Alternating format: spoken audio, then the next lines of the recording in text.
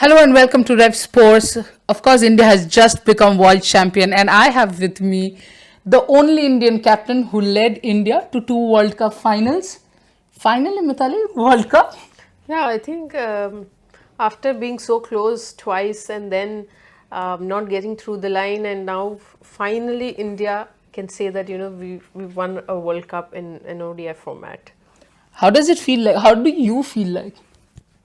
I'm actually when we won, I wasn't there in the commentary box. It was pretty. I can't really put it into words the emotions, but I just couldn't see the last two wickets. India was leaking few runs and getting Nedin D. Clark get those boundaries, and I was like, "What is this happening?" And I just got up and left. Only later, when I heard the crowd roar, I realized, okay, we've become champions. And then that's the time when I came out and saw people congratulating each other, and then I like finally we have India on that trophy. There are names of the teams who have won the championship, and finally I get to see India there. There are a number of players who have obviously made, I think most of them have made their debuts under your captaincy. Someone like Shafali, someone like Richa. Shafali coming into the match, the semi final and final, and then playing that sort of a knock, taking wickets. About Shafali. I think Shefali was like a wild card entry.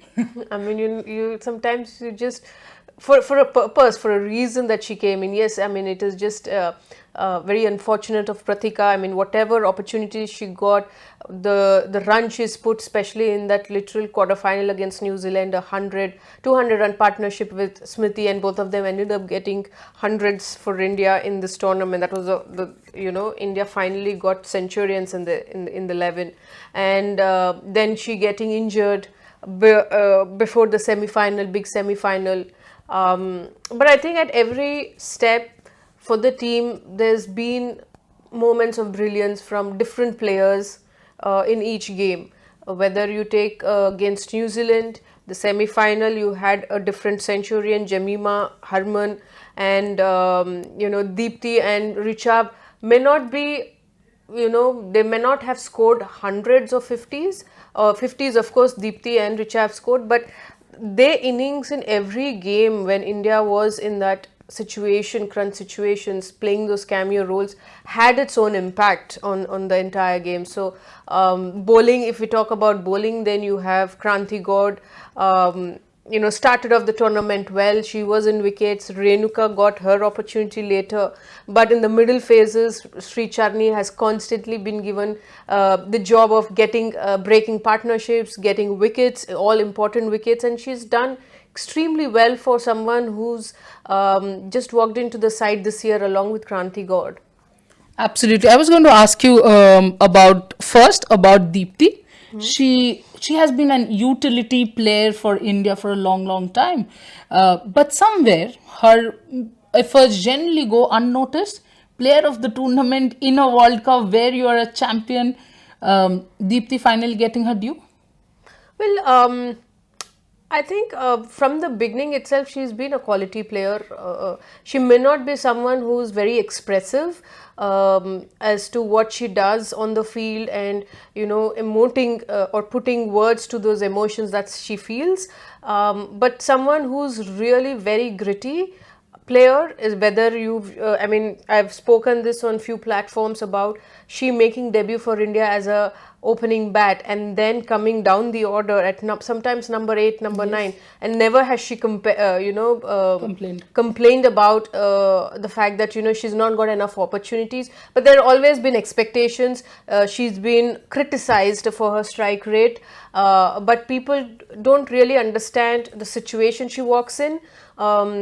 Every time that whenever the top order fails, you have Deepti on one end, like holding one end and trying to put in the runs that the best she can.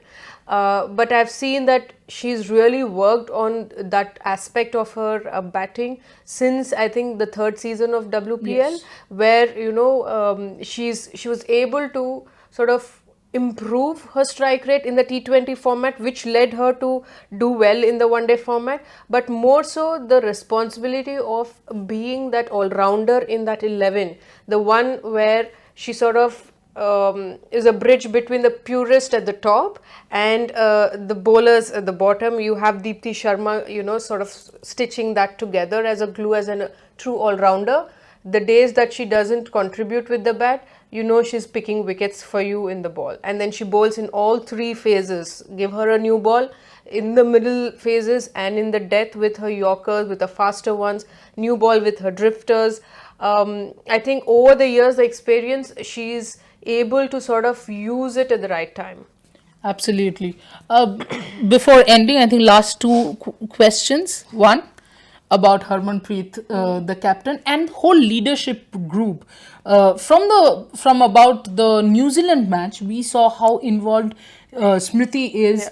How even Deepti was involved in the leadership group. So the whole leadership group, of course, and Harman now is the only World Cup winning captain. Yeah, I think it's important, especially in a tournament like this. As a captain, there's a lot of expectations from you in terms of the commitments you are required everywhere, and sometimes you don't get the time to sort of give your players, and that's when I think if you're having a leadership group, your deputy, the seniors in the side, someone like even Jemima, who's been with the squad for a long time, can sort of get involved and do that part for the captain, because it sort of reduces the load, the responsibility, and I think that's what we got to see. And especially after those 3 games, losing those 3 games at a trot, and then to make a comeback, yes, it's just not the requirement from the captain to do that, but it required the entire leadership group to come together to get the team out, to perform the way they did against New Zealand and then against Australia in the semi-final. I think those 2 games have really seen that the involvement of everybody on the field. One last question. It's a two-part.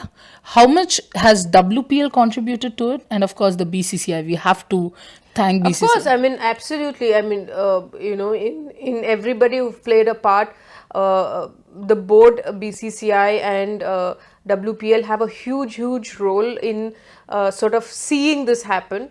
One is that, being part of the World Cup, hosting the World Cup in India. I've been part of that in 2013 as well, but I've never seen the way it was done now with the response, and what was more heartening to see by the BCCI, the current secretary, is to sort of honor all the former cricketers on the first game of the tournament, Sri Lanka versus India, emphasizing that it's all those people who've put in the yards in the past, they've actually sown the seeds, and the current generation is able to stand on that platform, right? And that's really heartening, and it was very nice of the current secretary of BCCI to do that. And our former secretary and ICC president, Mr. Jay Shah, he was the one who sort of revolutionized, taken these decisions and get WPL start. It's finished 3 seasons, and you've seen the number of lives it has changed, especially with women cricketers. The approach has changed, and we always talk about the fearlessness, but fearlessness comes only when constantly you're put through those experiences, which each one of these players gone through the WPL, because that's again very demanding format, and when in the franchise league it's on a different level. And when you're constantly putting the players through those demands, and then it helps them to sort of first is accept and absorb, and then they find a way to go through that. And then when you feel the same experiences on a global tournament like the World Cup, I mean, they're already prepared for it. So huge credit to BCCI for actually doing this, and for our former secretary of BCCI, Jay Shah, and is the current ICC president. He's also got the the commercial, the amount of this World Cup. Yeah, the prize money is equal. I mean, that's a great thing to actually do that. You're sort of showing that, where women's cricket stands is on par with men's cricket. That's how you view it as the ICC president, as BCCI secretary. And once the head views that, that's how it spreads everywhere. And now you get to see people sort of don't really look down on women's cricket. Packed crowds. And then we don't have to sort of see those tweets where, oh, we've not won women's cricket, they've not won any tournament, a global tournament. So you can say that under 19 we won 2 World Cups, and the senior team has won ODI World Cup. Absolutely. Thank you so much, Mithali, for taking time out and speaking to us. Who better to speak to right after winning the World Cup?